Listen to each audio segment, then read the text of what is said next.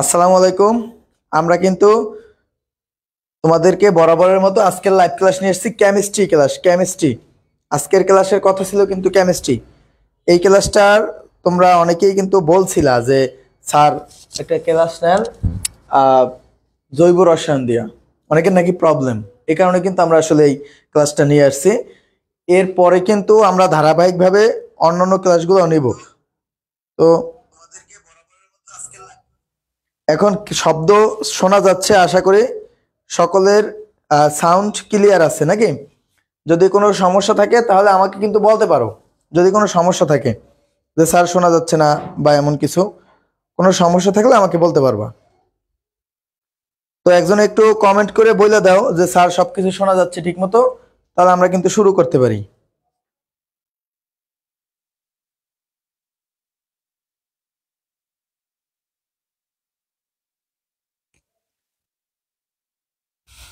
হুম, ঠিক আছে। কোনো সমস্যা থাকে স্যার শোনা যাচ্ছে না, আচ্ছা আশা করি সবাই ঠিক আছে। আর তোমরা সকলে যারা যুক্ত থাকো তারা কিন্তু কমেন্টে আসলে বলবা যে স্যার যুক্ত আছি। কারা যারা যারা যুক্ত আছো তারা কিন্তু আমাদেরকে একটু বলবা যে স্যার আছি, তাহলে আমরা কিন্তু একটু ভালো লাগবে। আর তোমাদের যাদের প্রবলেম আমাদের সাথে কমেন্টে শেয়ার করবা, অবশ্যই আলাপ করব। আর আজকের স্যার আইসি কিন্তু, আচ্ছা ঠিক আছে আইসো, অনেক ধন্যবাদ তোমাকে, অনেক ধন্যবাদ। আর হচ্ছে গিয়া আজকের যে ক্লাসটা থাকবে এটা কিন্তু একদম বেসিক ক্লাসগুলো থাকবে জৈব রসায়নের উপর দিয়ে। তোমাদের কিন্তু বলছিলাম যে জৈব রসায়নের উপর দিয়ে আমরা বেসিক কিছু ক্লাস নিব। যারা এক্সাম ব্যাচে ভর্তি হয়েছিলাম, এসএসসির এক্সাম ব্যাচ, তোমাদের জন্যই কিন্তু এই ক্লাসটা আসলে করা। তোমরা কিন্তু বলছিলা যে এক্সাম ব্যাচের স্যার একটু সমস্যা আছে জৈব রসায়নের, আমরা কিন্তু ক্লাসটা নিয়ে আসছি। এরপরে কিন্তু আর এক্সাম দিতে নিষেধ করতে পারবো না যে স্যার এক্সাম আমরা দিব না, এরকমের এক্সাম দিতে হবে বারবার। তো যাই হোক, আমাদের অফলাইনের এক্সাম ব্যাচগুলোর জন্য কিন্তু আসলে এই ক্লাসটা মূলত। তো সকলেই দেখবা আশা করি। প্রথমে তোমরা যখন বইটা খুলবা, জৈব রসায়নের যখন তোমরা বই খুলবা, তখন কিন্তু এটা কত পেজে আমি কিন্তু লিখে দিছি 263 পেজ। তো দেখা যাচ্ছে কিনা 263 পেজ।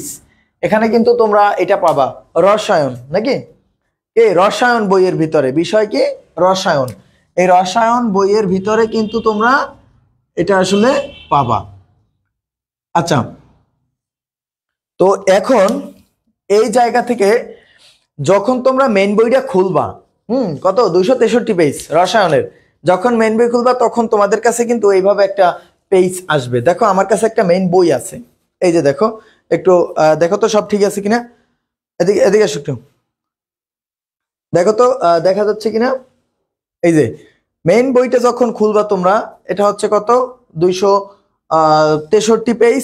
এই পেজ এটা হচ্ছে 262 পেজ। এভাবে একটা কিন্তু তোমরা দেখবা খনিজ সম্পদ জীবাশ্ম।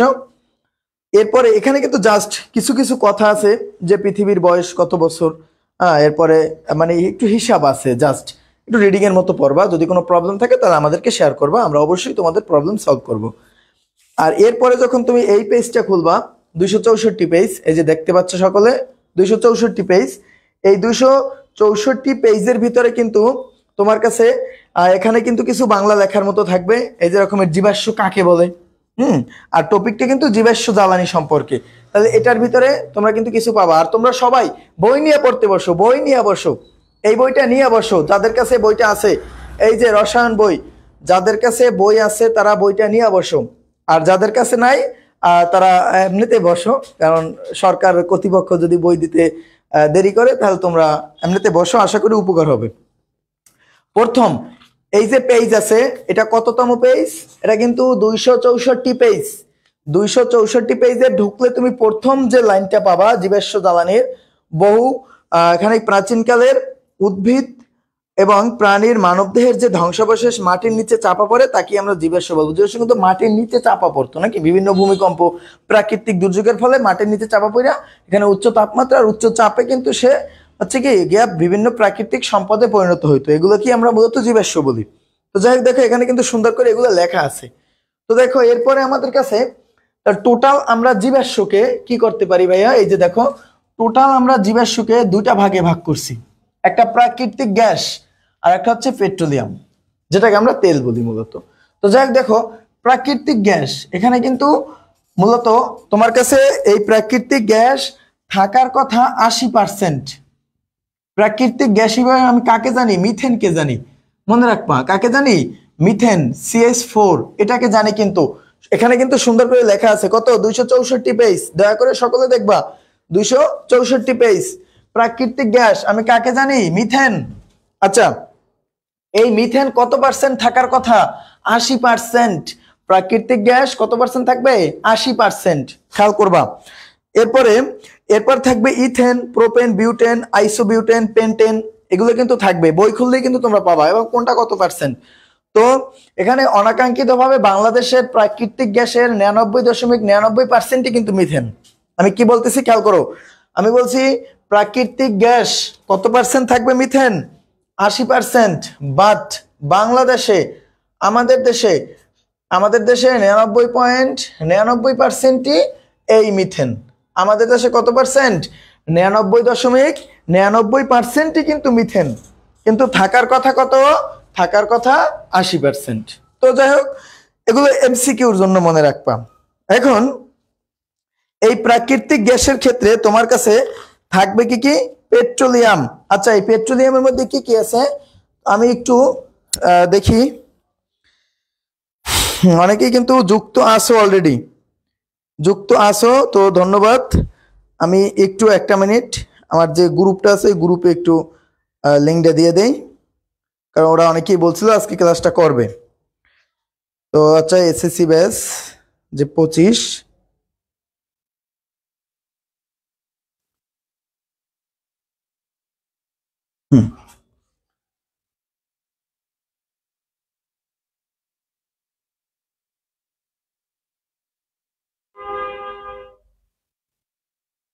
আচ্ছা ঠিক আছে।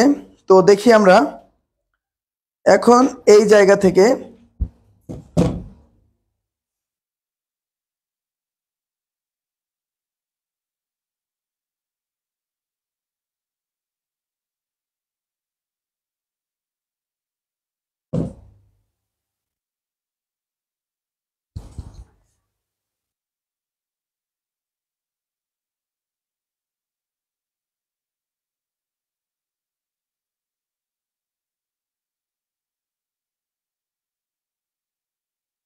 এক মিনিট। আচ্ছা হ্যাঁ ঠিক আছে। তো যাই হোক, এখন আমার কাছে যে কথা ছিল এটা হচ্ছে কি জীবাশ্ম, নাকি? এই জীবাশ্ম তোমার কাছে কয়টা ভাগে? দুইটা ভাগে আমরা ভাগ করতে পারি। একটা কি প্রাকৃতিক, আর একটা কিন্তু পেট্রোলিয়াম গ্যাস। প্রাকৃতিক এবং কি পেট্রোলিয়াম গ্যাস। তাহলে প্রাকৃতিক গ্যাসের আমি কি কি পাইলাম ভাইয়া? প্রাকৃতিক গ্যাসের কিন্তু পাইলাম হচ্ছে গিয়া মোট থাকার কথা 80%। হ্যাঁ, এবং অন্যান্য গ্যাস থাকবে বাকিগুলা। কিন্তু বাংলাদেশে কত পার্সেন্ট আছে? 99.99% কিন্তু প্রাকৃতিক গ্যাস মিথেন পাই আমরা। ঠিক আছে। আচ্ছা, এখন পেট্রোলিয়ামকে আমরা বিভিন্ন পেট্রোলিয়ামের কয়টা উপাদান আমি পাই এটা দেখবা। Petroleum gas, gasoline, naphtha, kerosene, এরপর কি ডিজেল, লুব্রিকেটিং, জ্বালানি তেল, বিটুমিন, এগুলো কিন্তু আমরা পাই, নাকি? কিন্তু পেট্রোলিয়াম হিসেবে। তাহলে পেট্রোলিয়াম গ্যাস এখানে কিন্তু বইয়ের মধ্যে কিন্তু সুন্দর করে দেওয়া আছে। এই যে দেখো, এই একটা মানে আমাদের কাছে কিছু আংশিক পাতন দেওয়া আছে। আমি কত ডিগ্রি সেলসিয়াসে এগুলোরে পাতন ঘটাইতে পারি। পেট্রোলিয়াম 20 ডিগ্রি, তোমরা বই খুললে কিন্তু পাবা। কত ডিগ্রি? 20 ডিগ্রি কিন্তু পেট্রোলিয়াম। ঠিক আছে। এরপর কত? Gasoline 70 degree, naphtha 120, kerosene 170, diesel, হ্যাঁ, এরপর হচ্ছে লুব্রিকেটিং, জ্বালানি, বিটুমিন, এগুলো কিন্তু দেওয়া আছে। সুন্দর করে এগুলো MCQর জন্য পড়ে নেবা। তো যাই হোক, দেখো এরপরে কিন্তু কার স্ফুরণাঙ্ক কত এগুলো কিন্তু এই জায়গাটায় দেওয়া আছে। এখানে আমি আর লিখলাম না, আমি এগুলো কিন্তু সকলে খেয়াল করবা। ঠিক আছে, মেইন বই থেকে। তো যাই হোক, দেখো এখন আমরা যে কাজটা করব, এই কাজটা হচ্ছে গিয়া আমরা চলে যাব হাইড্রোকার্বনের দিকে। তার মানে আমাদের কাছে যে পার্টগুলো আমি যে ভাগ করেছি, এই পার্টগুলো ভাগ করেছি একটা জীবাশ্ম জ্বালানি। জীবাশ্ম জ্বালানি কিন্তু আমার কাছে এই যে দেখো জীবাশ্মর যে পার্টটা গেল, এটা কিন্তু জীবাশ্ম পার্ট। এর পরের পার্টটা হচ্ছে হাইড্রোকার্বন। তার মানে আমি টোটাল তোমার কাছে এই যে বইটা আছে, এই বইয়ের 11 অধ্যায়টাকে 3টা ভাগে ভাগ করছি। কয়টা ভাগে ভাইয়া? 3টা ভাগে হচ্ছে তোমার কাছে এখানে কি কি? জীবাশ্ম, এর পরের পার্টটা হাইড্রোকার্বন, অনেকটাই বড় ভাইয়া, অনেক বড়। এরপরে হচ্ছে পলিমার, এটা মোটামুটি বড় বাট ইম্পর্টেন্ট। তো যাই হোক দেখো, প্রথম পার্টটা অল্প একটু জাস্ট পড়া, এমসিকিউর জন্য 2-1টা ঠিক মেন বই পড়ে নিবা, ঝামেলা শেষ। এখন আমরা দ্বিতীয় পার্টের দিকে চলে যাব। এবং আজকের যে আমার কাছে কথা ছিল তোমার কাছে, যে তোমাদের একটু আগে যে আমি বিকালের দিকে একটা পোস্ট দিয়ে বলেছিলাম যে আমরা আসলে হাইড্রোকার্বন বা জৈব যৌগের অ্যালিফ্যাটিক জৈব যৌগের নামকরণ, ওই নামকরণ সম্পর্কে আমরা একটু কথা বলবো। অ্যালিফ্যাটিক জৈব যৌগের নামকরণ। আর হচ্ছে তোমরা সকলেই হয়তো জানো যে আমরা যখন এই ক্লাসটা করাই, পরবর্তীতে কিন্তু এই ক্লাসের সেম ভিডিও কিন্তু আমরা আমাদের ইউটিউব চ্যানেলে আপলোড দিয়ে দিই। তো তোমরা চাইলে আমাদের ইউটিউব চ্যানেল কিন্তু দেখতে পারো, ওইখানে কিন্তু ধারাবাহিকভাবে ক্লাসগুলো সাজানো আছে, ত্রিকোণমিতির ক্লাস সাজানো আছে 11টা বা 12টার মতো ক্লাস। আবার একইভাবে জৈব যৌগের ক্লাসগুলো ধারাবাহিকভাবে সাজানো থাকবে।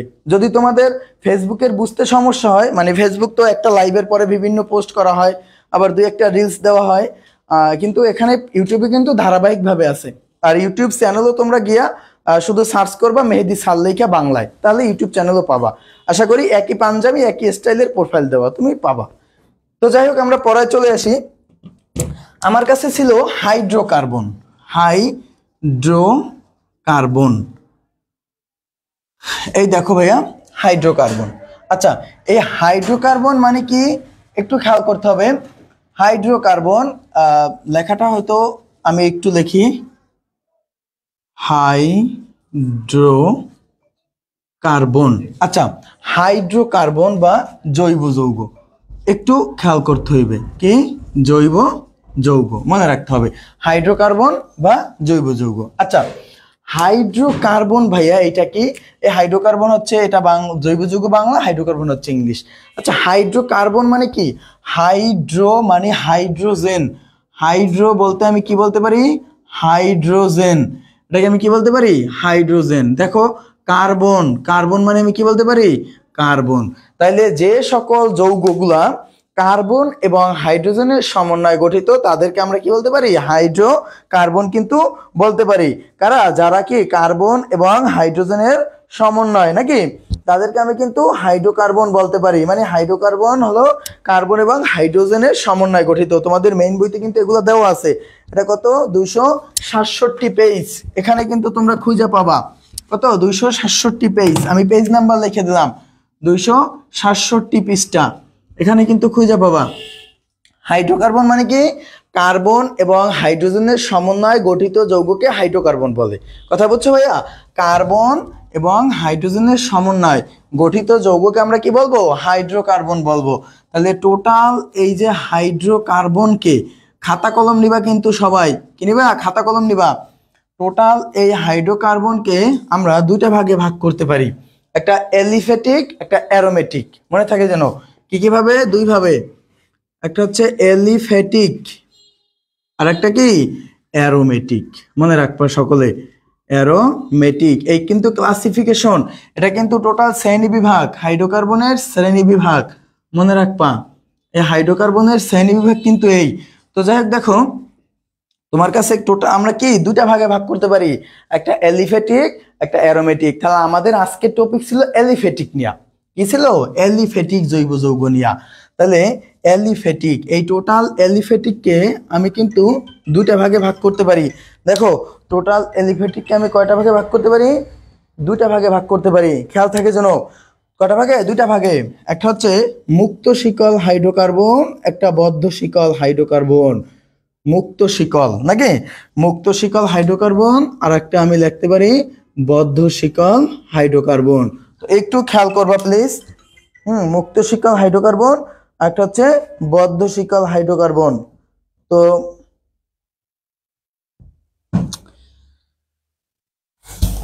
আচ্ছা, এখন দেখো, এই মুক্ত শিকল হাইড্রোকার্বনকে কিন্তু আমি আবার দুই ভাগে ভাগ করতে পারি। বদ্ধ শিকল এভাবেই থাকবে, ঠিক আছে? মুক্ত শিকল হাইড্রোকার্বন কয় ভাগে? দুই ভাগে ভাগ করতে পারি। একটা হচ্ছে গিয়ে তোমার কাছে এখানে হচ্ছে সম্পৃক্ত, অসম্পৃক্ত, এই দুইটা ভাগে ভাগ করতে পারি। কি কি? সম্পৃক্ত আর একটা কিন্তু অসম্পৃক্ত। আচ্ছা, এই যে দেখো, সম্পৃক্ত এবং অসম্পৃক্ত। তো যাই হোক দেখো, সম্পৃক্তর ভিতরে কিন্তু আমি লিখতে পারি অ্যালকেন। এই হচ্ছে আসল জিনিস, মনে থাকে যেন। দেখতে পাচ্ছ তোমরা সকলে, আশা করি। এটাকে কি? অ্যালকেন। অসম্পৃক্তর মধ্যে কিন্তু অ্যালকিন, খেয়াল রাখবা এই অ্যালকিন এবং অ্যালকাইন দুইটা জিনিস, অ্যালকিন এবং অ্যালকাইন। তার মানে আমরা কি সম্পৃক্ত হাইড্রোকার্বন, সম্পৃক্ত হাইড্রোকার্বনের মধ্যে কে অ্যালকেন, অসম্পৃক্তের মধ্যে কি অ্যালকিন আর অ্যালকাইন। তাহলে টোটাল আমরা যে ক্লাসিফিকেশনটা পাইলাম এই যে হাইড্রোকার্বন, তার মানে ভাইয়া হাইড্রোকার্বন কি কার্বন এবং হাইড্রোজেনের সমন্বয়ে গঠিত যৌগকে হাইড্রোকার্বন বলবো। এই হাইড্রোকার্বনকে আমি দুইটা ভাগে ভাগ করতে পারি, কি কি, একটা অ্যালিফেটিক একটা অ্যারোমেটিক। এখন এই অ্যালিফেটিক জৈব যৌগ কারা, যাদের যাদের হচ্ছে চর্বিযুক্ত, এটা মনে রাখতে হবে, যারা কি চর্বিযুক্ত তারা অ্যালিফেটিক। অ্যালিফেটিক ফ্যাট, ফ্যাট বলতে একটা চর্বি চর্বি ভাব আসে কিন্তু, ঠিক আছে, কি একটা চর্বি চর্বি ভাব আসে, তার মানে যারা চর্বিযুক্ত।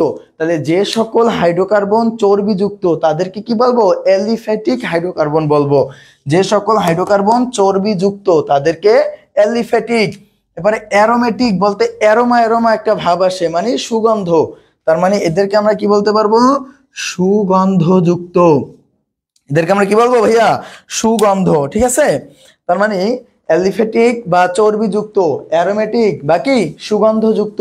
টোটাল হাইড্রোকার্বনকে কয়টা ভাগে ভাগ করছি, দুইটা ভাগে, একটা অ্যালিফেটিক বা চর্বিযুক্ত, অ্যারোমেটিক বা সুগন্ধযুক্ত।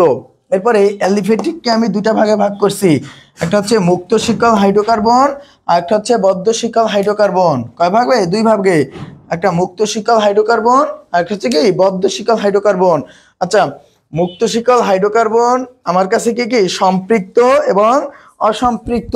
তো দেখো এরপর হচ্ছে বদ্ধ শিকল হাইড্রোকার্বন, মুক্ত শিকল হাইড্রোকার্বন কি মানে কি সম্পৃক্ত এবং অসম্পৃক্ত। সম্পৃক্তের মধ্যে কি আছে অ্যালকেন, অসম্পৃক্তের মধ্যে অ্যালকিন আর অ্যালকাইন, দুইটা মনে রাখতে হবে, কি কি অ্যালকিন এবং অ্যালকাইন। এখন আমরা দেখব এইগুলার নামকরণ, এই অ্যালকেন কি, অ্যালকিন কি, অ্যালকাইন কি, এগুলোর নামকরণ আমাকে খেয়াল করতে হবে। সবার প্রথমে আমাকে নাম শিখতে হবে, নাম, নাম, প্রত্যেকের নাম কিন্তু আগে শিখতে হবে। দেখো ভাইয়া, আমরা যদি নামই না জানি তাহলে ডাক দেবো কি বইলা, একটু চিন্তা করো তো। মনে করো ওর নাম হইলে কুদ্দুস আলী, ওর নাম মফিজ, ওর নাম মোকলেস, তাহলে আমরা এই যে কুদ্দুস আলীর আমরা কি করে ডাক দেবো, ওর নামটা তো আগে শিখতে হবে। তাহলে জৈব যৌগের যদি আমি কোনো যৌগর নামই যদি না জানি তাহলে আমি তাকে কি করে ডাক দেবো। সুতরাং আমাকে নাম চিনতে হবে, কি চিনতে হবে, নাম, নাম মনে থাকে যেন। এখন আমরা তাহলে অ্যালকেনকে নিয়ে কথা বলবো, কাকে নিয়ে, এই যে অ্যালকেনকে নিয়ে। এখন অ্যালকেন তার মানে আমরা কিন্তু অ্যালিফেটিক জৈব যৌগের মধ্যে ঢুকে যাচ্ছি, কাদের ভিতরে, অ্যালিফেটিক, খেয়াল থাকে যেন। আচ্ছা এখন দেখো তাহলে অ্যালিফেটিক জৈব যৌগের ভিতরে আমরা কাকে নিয়ে কথা বলবো, অ্যালকেনকে নিয়ে। আশা করি এতটুকু সকলের বোঝা গেছে। আর যারা সামনে আসো খাতা আছে, খাতায় তুলে নাও, সাথে সাথে খাতায় তুলে নাও, অনেক উপকার হবে ভাই, অনেক উপকার হবে। তো যাই হোক, দেখো আমি একটু এখন এখানে হচ্ছে কি আমরা অ্যালকেনকে নিয়ে আলোচনা করব। অ্যালকেন, এটা একটু মনে রাখবা। আচ্ছা, অ্যালকেন সবসময় খেয়াল রাখবা, অ্যালকেন যদি কার্বন কার্বন একক বন্ধন থাকে, আর এই অ্যালকেন হচ্ছে কি একমাত্র মানে কি সম্পৃক্ত জৈব যৌগ, নাকি সম্পৃক্ত। সম্পৃক্ত থাকার অর্থই হচ্ছে কার্বন কার্বন একক বন্ধন। অসম্পৃক্ত কি সেটা আমি একটু পরে বলবো, যখন অসম্পৃক্ত পড়াইতে আসবো তখন বলবো। আগে তোমরা সম্পৃক্ত কি এটা শিখবা, ঠিক আছে। সম্পৃক্ত মানে কি কার্বন কার্বন একক বন্ধন, মনে থাকে যেন। তার মানে দেখো সম্পৃক্ত হাইড্রোকার্বনের ভিতরে তোমার কাছে আছে কি অ্যালকেন। অ্যালকেন মানে কার্বন কার্বন একক বন্ধন, কথা ক্লিয়ার। অ্যালকেন মানে কি কার্বন কার্বন একক বন্ধন যদি থাকে তাহলে অ্যালকেন। এবং নামের শেষে আছে কি এন, তার মানে এন যুক্ত হবে, এন।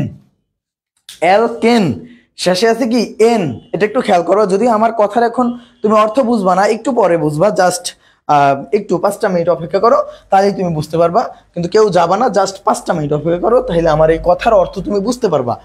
দেখো এর আগে তোমাকে কিছু সিরিয়াল আমি শিখাই দিই।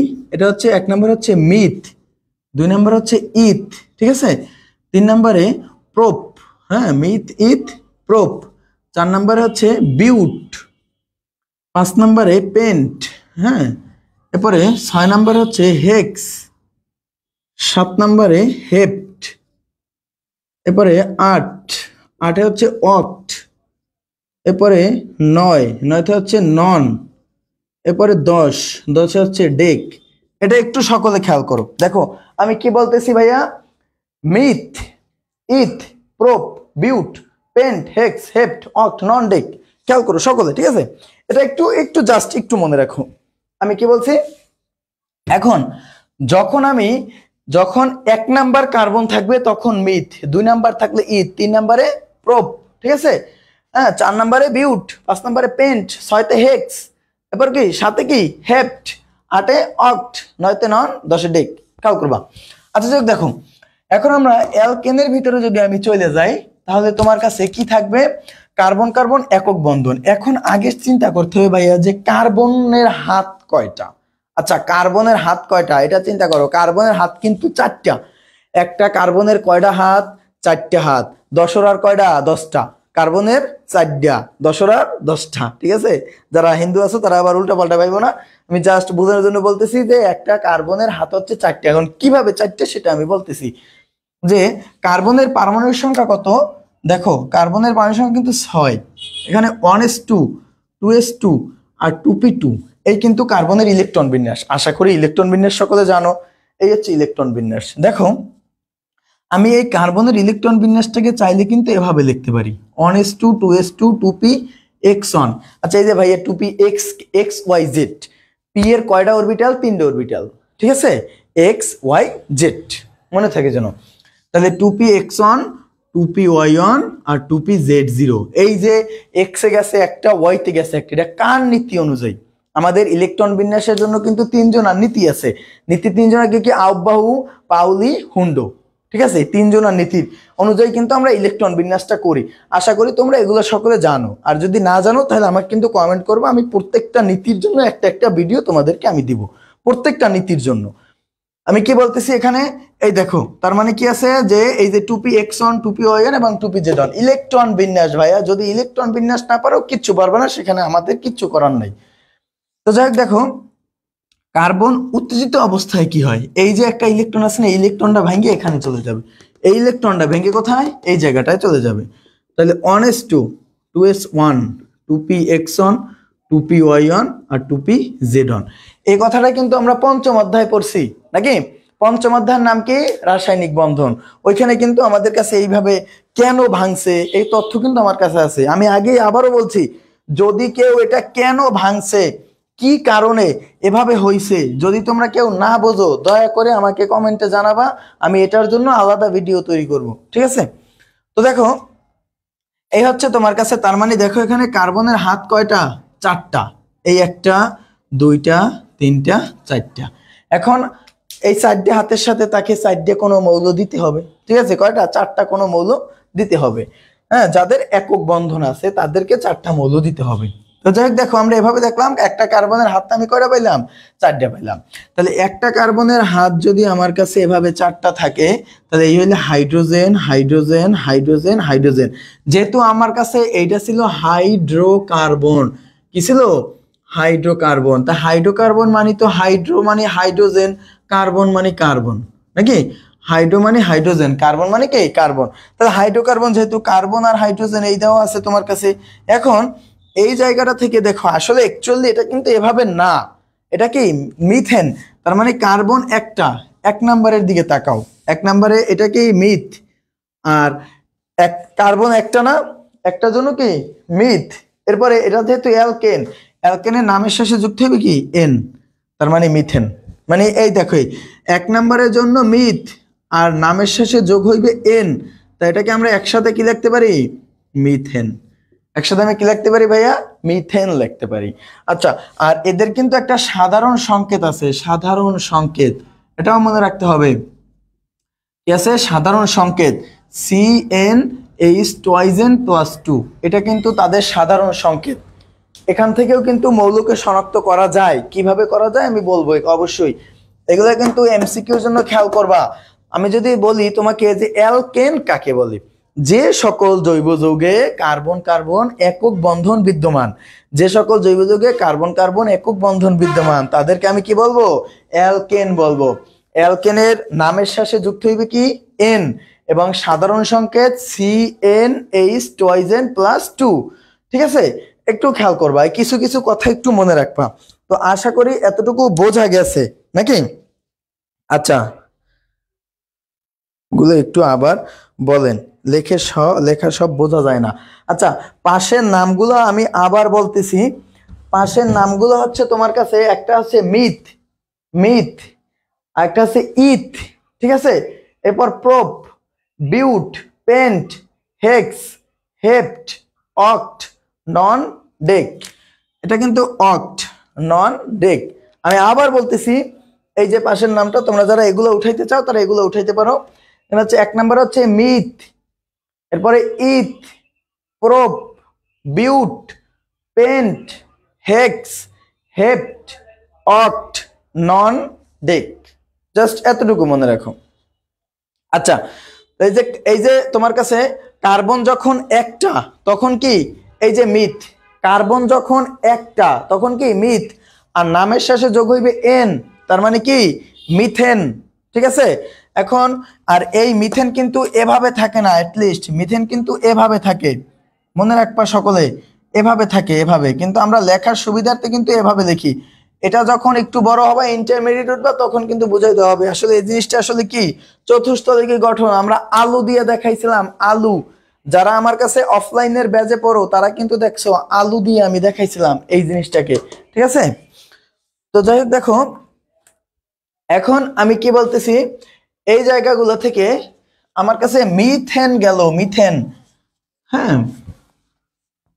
এখন আচ্ছা, আমি যদি কার্বন দুইটা যদি ইউজ করি, দেখো তো কার্বন দুইটা ইউজ করলে কি হইবে, এই কার্বন কয়টা, দুইটা। আচ্ছা, একটা কার্বনের হাত কয়টা, চারটা। একটা কার্বনের হাত কয়টা, চারটা। তাহলে দুইটা কার্বন যদি আমরা ইউজ করি, তাহলে এই কার্বনের এখন একটু হ্যান্ডশেপ করবে, তারা একটু হ্যান্ডশেপ করবে। যদি হ্যান্ডশেপ করে, এই কার্বনের যেহেতু চার হাত, এখানে গেল একটা, আর বাকি থাকে কয়টা, তিনটা। এ কার্বনের তো এখানে হ্যান্ডশেপ করার জন্য একটা গেছে, বাকি থেকে কয়টা, তিনটা। ঠিক আছে, তাহলে এই কার্বনের এই তিনটা হাতের সাথে তিনটা হাইড্রোজেন তুমি দিয়ে দাও, তিনটা হাতের সাথে কত, তিনটা হাইড্রোজেন তুমি দিয়ে দাও।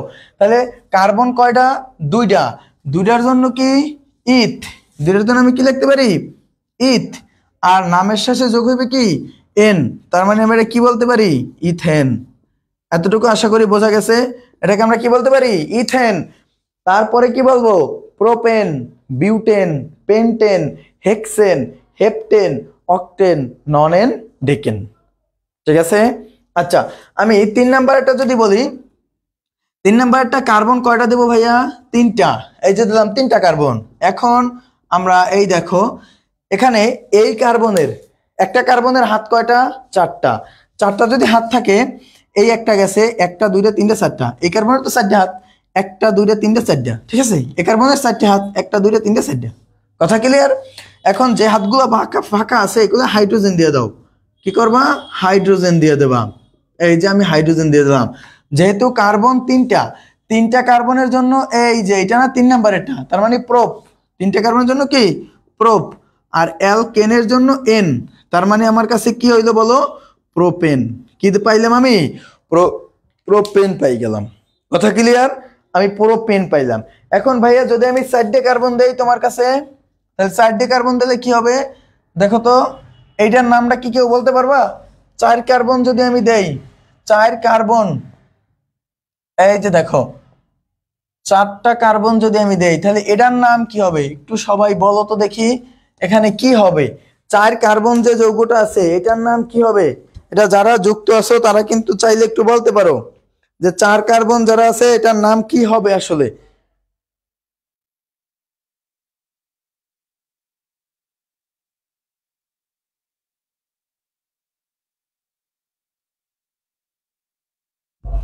এটা একটু বলতে পারবা, 4 কার্বন যারা আছে, দেখি তো ঝটপট একটু বইলে ফেলাও, ঝটপট বইলে ফেলাও।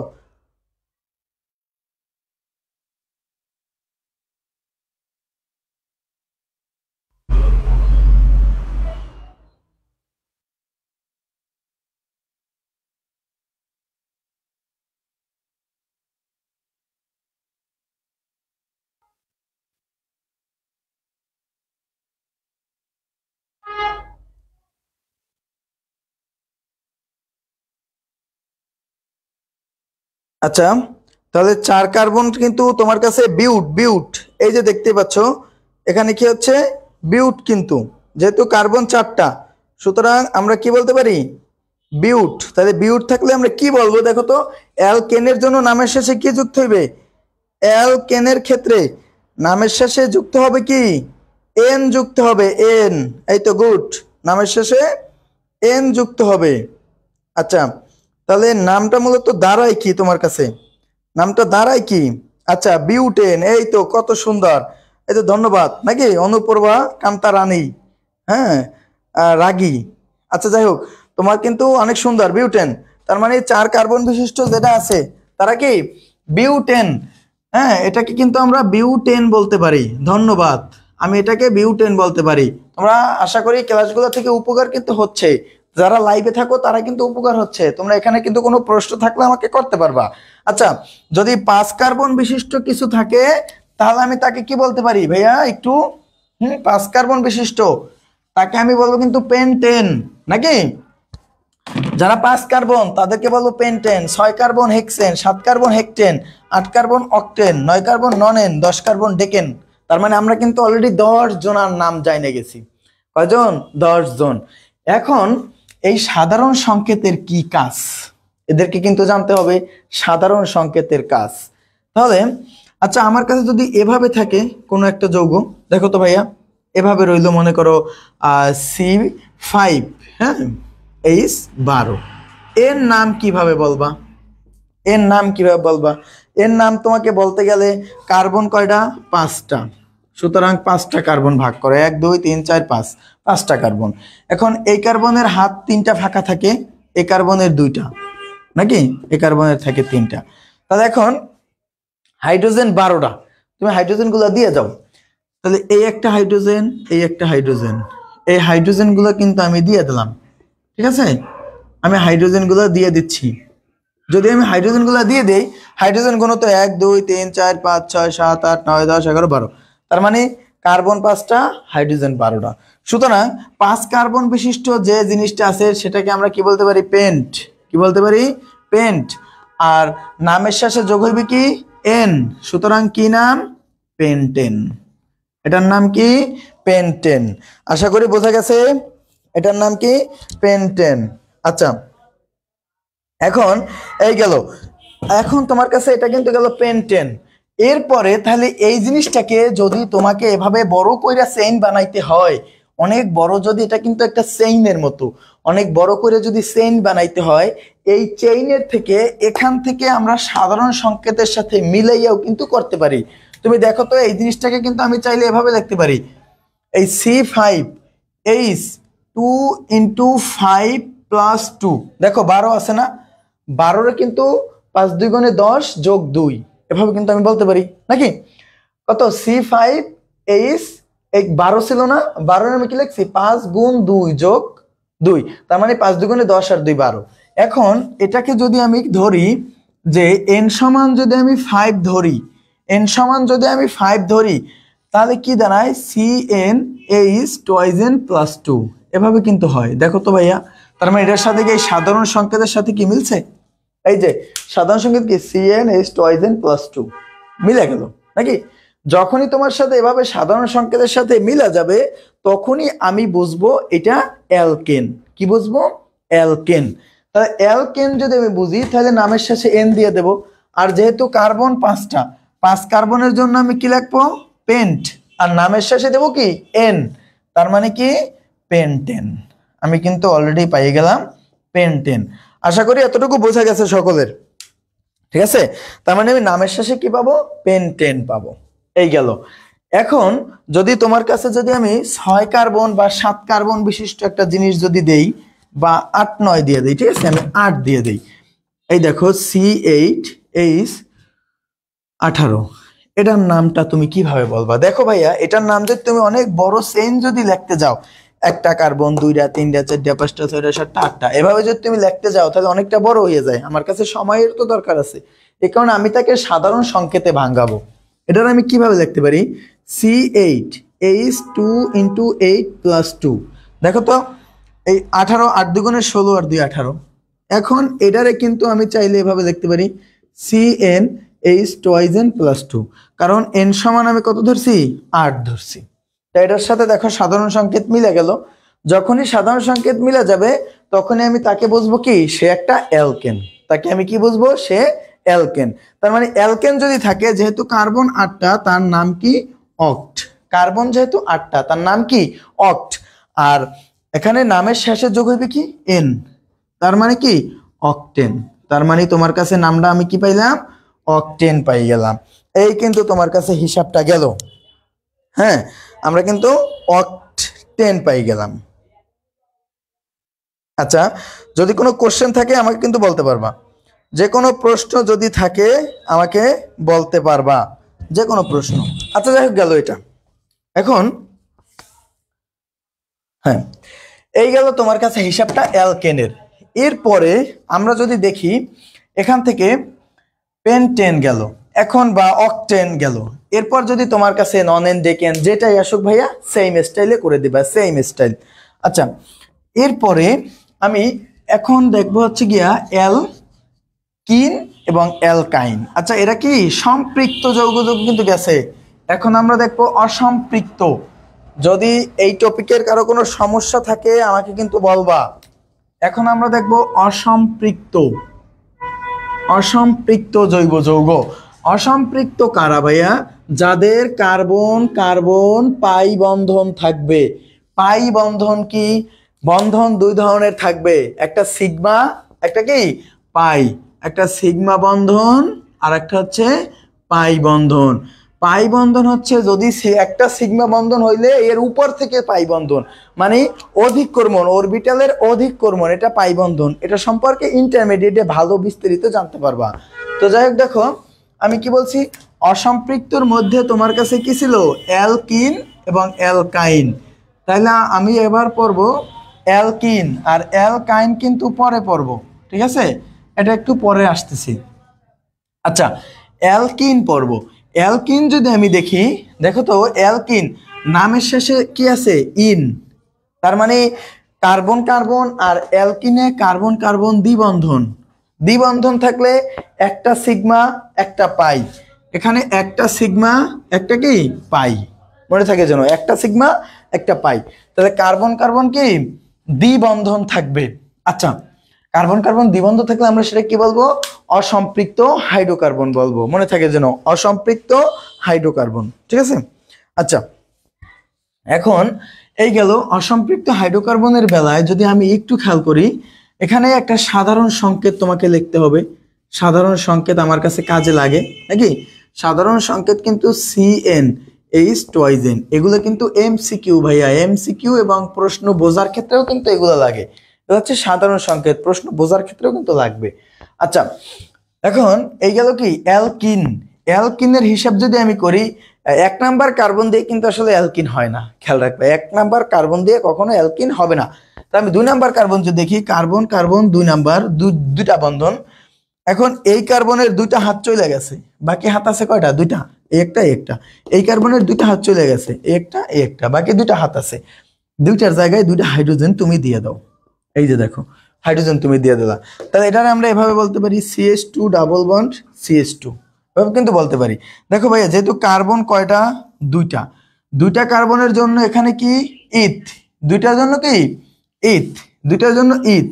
আর যেহেতু দ্বিবন্ধন, দ্বিবন্ধনের জন্য ইন নাকি, ইথ প্লাস ইন, তাহলে আমি কি বলতে পারি? ইথিন। কি বলতে পারি? ইথিন। এই যে নামটা, তাহলে আমি এটা কি বলতে পারি ভাইয়া? ইথিন নাকি? আচ্ছা, এটা কিন্তু গেল তোমার কাছে ইথিন। এরপরে প্রোপিন নাকি? তাহলে আমরা যদি দেখি, এটার জন্য আমরা দ্বিবন্ধনের জন্য পাইলাম ইন, তার মানে ইথিন। এখন কার্বন যদি 3টা দেই তোমার কাছে, 3টা কার্বন যদি দেই, এই যে দেখো, এই যে, তাহলে এটার নাম কি হবে? H H H. এই যে দেখো, এখানে কিন্তু দ্বিবন্ধন কিন্তু এই মাঝখানে আছে। এই কার্বনের 4 হাত, 4 হাতের 1 2 3, এই একটা 4টা। এ কার্বনের 4 হাত, এই 2টা কার্বন 3 4 নাম্বার কার্বন। এ কার্বনের 4 হাত, 1 2 3 4। কথা ক্লিয়ার? 4টা কিন্তু হাত আমরা কমপ্লিট করে দিলাম। যদি আমরা কমপ্লিট করি, এখন এই জায়গায় আসলে আছে কি, এর নাম হবে কি? কার্বন কয়টা? তিনটা। তিনটার জন্য কি প্রোপ, তিনটার জন্য কি প্রোপ। আর এগুলা হবে ইন, তার মানে প্রোপিন। আমি এটাকে কি বলতে পারি? প্রোপিন। ঠিক আছে, এটাকে আমরা বলতে পারি প্রোপিন। এই যে নামকরণটা, এটা সবার খেয়াল করতে হবে। ঠিক আছে, আমার কাছে এই গেল কিন্তু প্রোপিন। এখন যদি তুমি দেখো প্রোপিনের পরে যদি যাই তাহলে একটু পেঁয়াজ বাজবে। ঠিক আছে, আমি একটু পেঁয়াজটা ঠিক করে দিচ্ছি। এখানে তোমার কাছে IUPAC একটা নামকরণ আছে। IUPAC মানে PAC, যেটাকে আমরা বলি IUPAC। আচ্ছা, আমি অপোজিট আরেকটা দেখি। এখানে দেখো যে কার্বন কার্বন কার্বন কার্বন, এই এটার নামটা কি হবে? এটার নামটা কি হবে?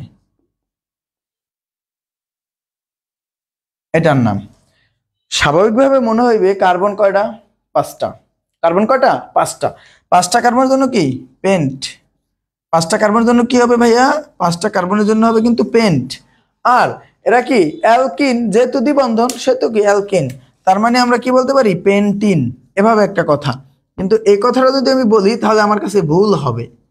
ভুল হবে কাদের তথ্য মতে? IUPAC এর তথ্য মতে।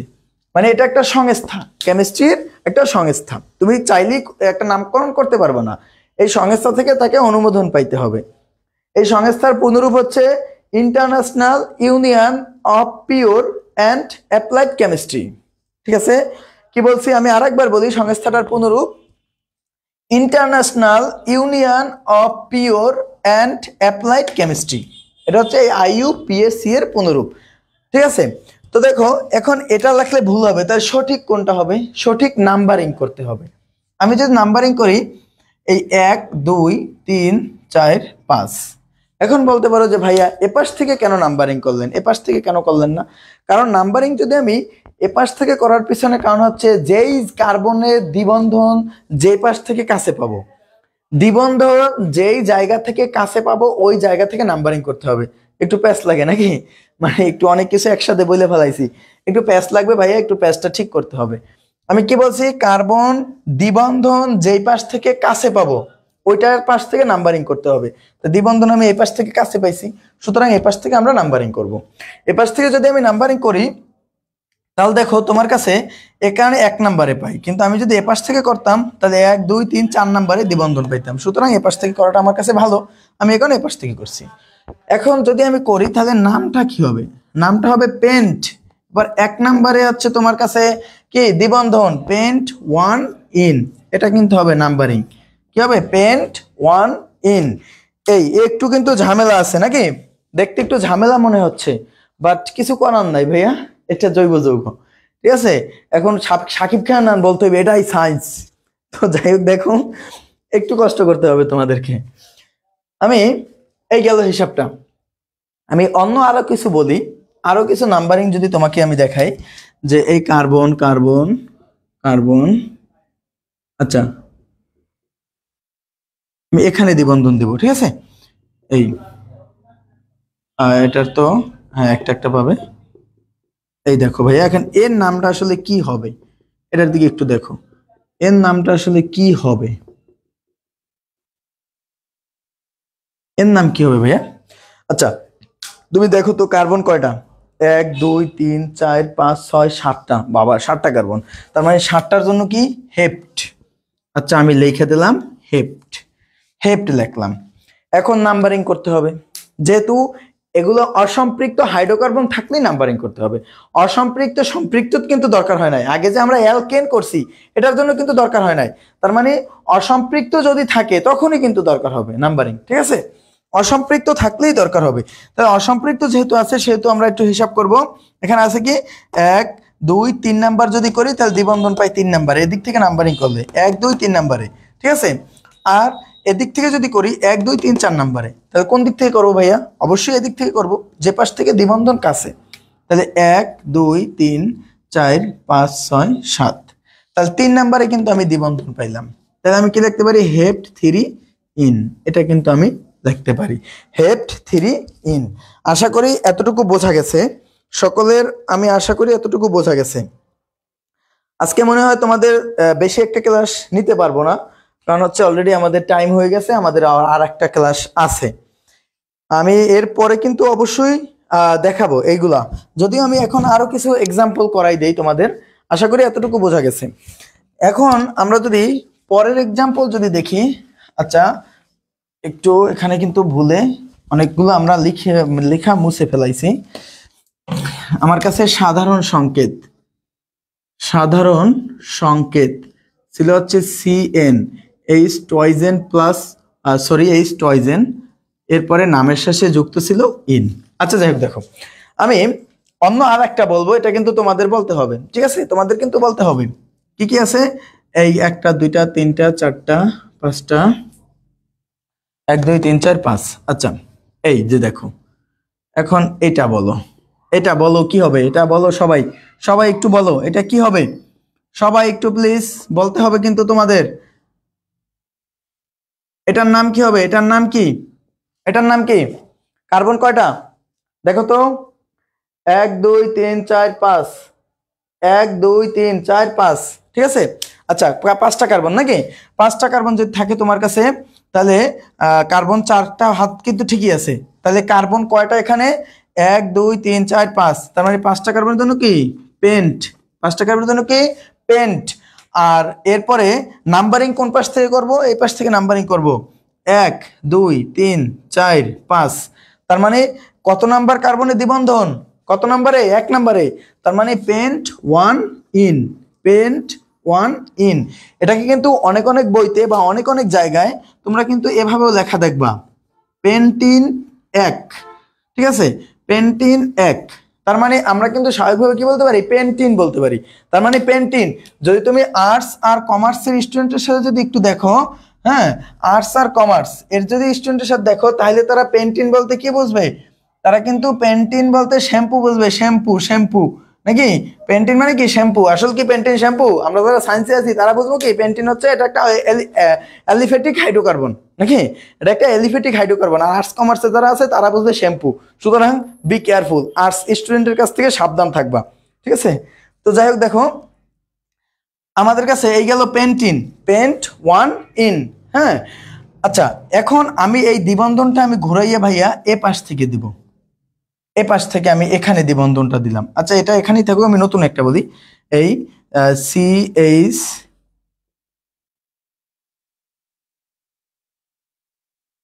1 2 3 4 একটা 5।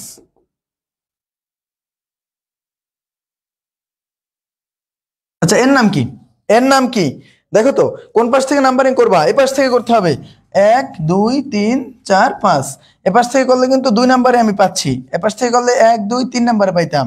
তাহলে এর নাম কি পেন্ট, ঠিক আছে, এর নাম কি পেন্ট 2 ইন, এর নাম কিন্তু এটা, দেখো তো বোঝা গেছে অবশ্যই। এর নাম কি পেন্ট 2 ইন, এই এর নাম কিন্তু এটা পেন্ট 2 ইন, হ্যাঁ। তার মানে দেখো এটার আর এটার সাথে অবশ্যই পার্থক্য আছে, ঠিক আছে, এরা পরস্পরের কিন্তু আবার সমানও। এটা আবার একটু বড় হইলে পড়তে হবে ভাইয়া, কিছু করার নাই, জৈব যৌগের আমরা যখন ইন্টারমিডিয়েট পড়বো তখন। তো যাই হোক দেখো, এদেরকে আমরা কি বলতে পারি, পেন্ট 1 ইন, এই কিন্তু হিসাবটা থাকবে।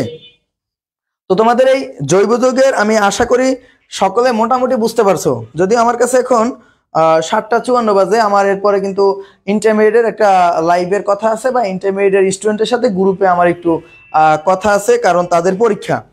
তো আমি খুবই দুঃখিত, আমি কিন্তু তোমাদের সাথে আসলে বেশি একটা সময় দিতে পারলাম না, কারণ হচ্ছে আমার কাছে পরবর্তীতে কিন্তু ক্লাস আছে। তো তোমরা অবশ্যই এরপরে আমাদের কাছে কিন্তু সাধারণ সংকেত থেকে নাম বাদ রয়েছে, এরপরে কি কি বাদ রয়েছে, আমরা কিভাবে সাধারণ সংকেত বুঝতে পারবো।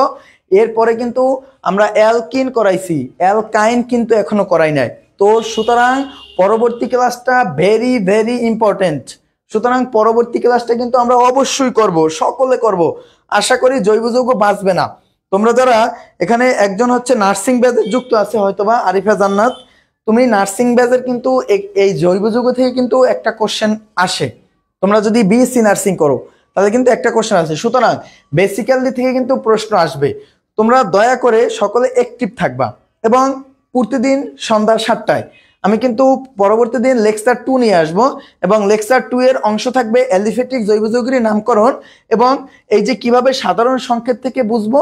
এরপরে আমার কাছে অ্যালকিন গেছে, অ্যালকাইন পড়াবো। তাহলে পরবর্তী লেকচার আমার কাছে কি অ্যালকাইন, এরপরে আরো অ্যালকোহল, এরপরে আবার অ্যালডিহাইড, এরপরে হচ্ছে তোমার কাছে অ্যালকাইল, যতগুলো সম্ভব ততগুলো আমরা কমপ্লিট করব। সুতরাং দয়া করে পরবর্তী ক্লাসে সবাই অ্যাক্টিভ থাকবা। তো ধন্যবাদ সকলকে। আমার আজকে এই ক্লাসটা কিন্তু এখনই লিভ নিতে হইতেছে। তো সকলে সুস্থ থাকবা, ভালো থাকবা, আল্লাহ হাফেজ। পরবর্তী ক্লাসের জন্য শুভকামনা, সকলেই থাকবা।